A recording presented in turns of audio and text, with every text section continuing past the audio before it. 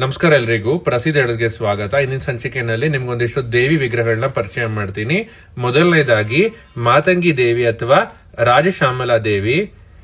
ಇನ್ನೊಂದು ಟೈಪ್ ಇರುತ್ತೆ ಇದರಲ್ಲಿ, ಸ್ವಲ್ಪ ವಿಭಿನ್ನವಾಗಿರುವಂತದ್ದು ಮುಖಲಕ್ಷಣ.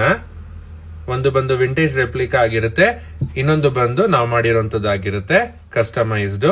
ಇವಾಗ ನೀವು ನೋಡ್ತಿರುವಂತದ್ದು ಧರ್ಮ ಸಂವರ್ಧಿನಿ ದೇವಿಯ ಒಂದು ವಿಂಟೇಜ್ ರೆಪ್ಲಿಕಾ ಆಗಿರುತ್ತೆ. ಮತ್ತೆ ಇನ್ನೊಂದು ಮಹಿಷಾಸುರ ಮರ್ದಿನಿಯ ಒಂದು ತಾಮ್ರ ವಿಗ್ರಹ ಇದಾಗಿರುತ್ತೆ. ಇದು ಸುಮಾರು 4 ಇಂಚಷ್ಟು ಎತ್ತರ ಬರುವಂತದ್ದು.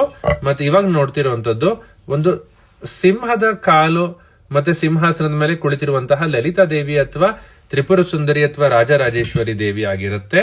ಮತ್ತೊಂದು ಪಟೀಶ್ವರನ್ ದುರ್ಗಾ ದೇವಿ, ಒಂದು 6 ಇಂಚ್ ಹೈಟ್ ನಲ್ಲಿ ಬರುವಂತಹ ಸುಂದರ ವಿಗ್ರಹ ಆಗಿರುತ್ತೆ.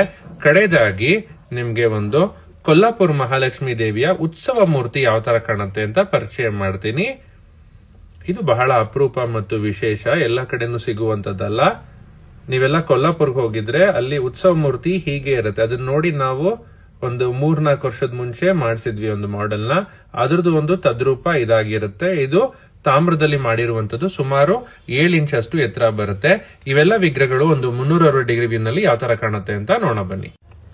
So now you're watching beautiful iconographies of Devis like Raja Matangi, Raja Rajeshwari and Lalita Mahatripur Sundari and Dharma Samvardhini Devi and Lord Kollapur Mahalakshmi Utsava Murti and Mahishasura Mardini, Patishwaran Durga Murti and Raja Shamala Devi of a different sort in a 360 degree point of view.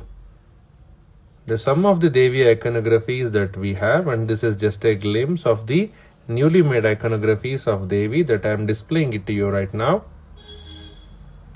And they are all of about 4 to 5 inches in height, whereas the Kollapur Mahalakshmi is of about 8 to 9 inches in height, including the Vahana and the Prabhavali.